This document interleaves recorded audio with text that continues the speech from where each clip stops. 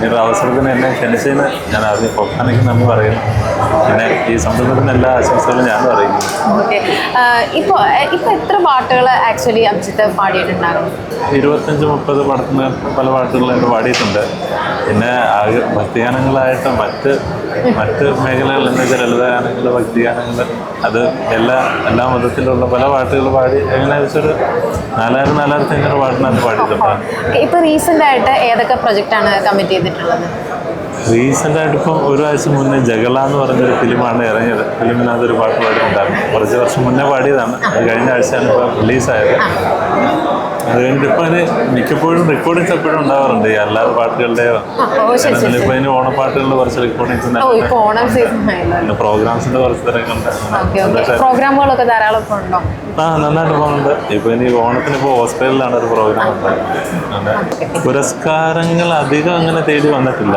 എനിക്ക് ആദ്യമായിട്ട് വരുന്നത് 1-2 വലിയ പുരസ്കാരങ്ങളിൽ വലിയ വലിയ അവസരങ്ങൾ വന്നിട്ടുണ്ട്. അത് നമുക്ക് വിലമതിക്കാനാവാത്ത കുറേ അവസരങ്ങൾ വന്നു. അതിനകത്ത് ഒന്നാമത് ജയരാജ് സാറിൻ്റെ ഭയാനകം എന്ന് പറഞ്ഞ 2018 ഇറങ്ങിയ പടം ദേശീയ അവാർഡ് നേടിയ പടത്തിൽ അതിനായിരുന്നു അർജുന മാഷിന് അന്നത്തെ സംസ്ഥാന അവാർഡ് കിട്ടിയത്, മികച്ച സംഗീത സംവിധാനം. അതിൽ അർജുന മാഷിന് മ്യൂസിക്കിൽ പാടാൻ പറ്റും. അന്നേരം ശ്രീമാൻ നമ്പി സാറാണ് വരികൾ എഴുതിയത്. അത് വലിയൊരു ഭാഗ്യമാണ്. അതന്ന് സ്റ്റേറ്റ് അവാർഡിന് പരിഗണിച്ചിരുന്നു. പക്ഷെ അതൊക്കെ ഏറ്റവും വലിയ അംഗീകാരമാണ്. അത് കഴിഞ്ഞിട്ട് അന്ന് ജൂറി അംഗമായിരുന്ന ജെറിമാഷായിരുന്നു ഇങ്ങനെ ഒരു ശബ്ദ സാമീപ്യത്തിനെ കുറിച്ച് അല്ലെങ്കിൽ അങ്ങനെ മിമിക്രി ചെയ്യുക എന്നുള്ളൊരു പരാമർശം നടത്തി. ജെറിമാഷ് പിന്നീട് എനിക്കൊരു അവസരം തന്നു. ചിത്രാമ്മയായിട്ടൊരു പടത്തിനകത്ത് പിന്നെ പാടാൻ സാധിച്ചു, ജെറിമാഷിന് മ്യൂസിക്.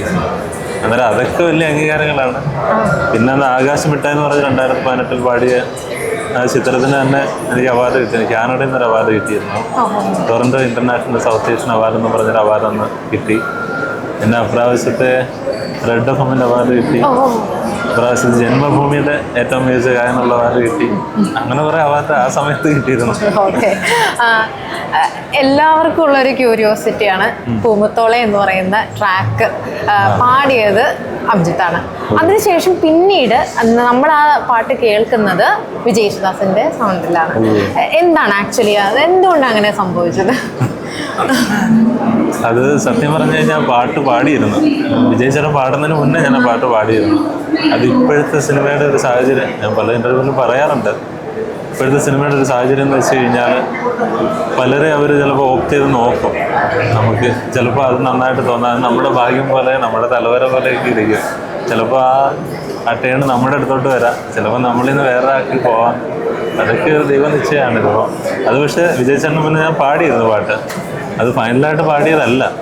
അത് നിലവിൽ അപ്പോൾ എൻ്റെ അടുത്ത് പറഞ്ഞ ഓപ്ഷൻ ഒന്നീ ദാസേട്ടനായിരിക്കും പാടുന്നത്, അല്ലെങ്കിൽ ജയേട്ടനായിരിക്കും പാടുന്നത്. ഇതിപ്പോൾ ഒരു ട്രാക്കായിട്ട് അല്ലെങ്കിൽ ചിലപ്പോൾ അഭിജിത്തിനായിരിക്കും ഫൈനലാക്കുന്നത്. അതൊക്കെ അവരുടെ ഒപ്പീനിയനാണ്. അപ്പോൾ പക്ഷെ ഞാനത് പാടി കഴിഞ്ഞതിന് ശേഷം പാട്ട് അവർക്ക് ഇഷ്ടപ്പെട്ടിരുന്നു. പക്ഷേ എന്തൊക്കെ കാരണങ്ങളല്ലത് പിന്നെ വിജയിച്ചിട്ട് പാടി.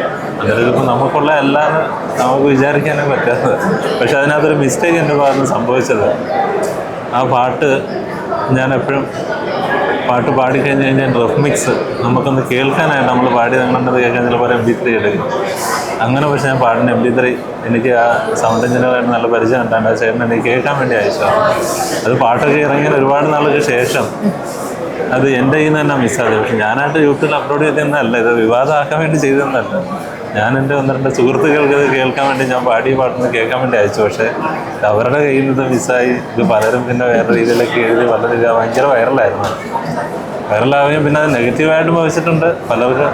അന്നേരം വിജയ് ചേട്ടൻ്റെ അവസരം അല്ല എന്നെ തള്ളിയിട്ട് വിജയ് ചേട്ടനെ കൊണ്ട് പാടിച്ച് അങ്ങനെയുള്ളതൊക്കെ ഞാൻ പറഞ്ഞതുപോലെ ഇതിനകത്ത് നമുക്ക് തീരുമാനം എടുക്കാൻ പറ്റില്ല. ഇപ്പോൾ എൻ്റെ പാട്ട് തന്നെ വെക്കണമെന്ന് എനിക്ക് നിർബന്ധം പിടിക്കാൻ പറ്റും. അതൊക്കെ അവരുടെ ഒപ്പീനിയനാണ്.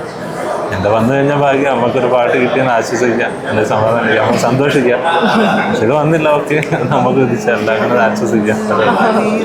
മഴയായി പെയ്തടി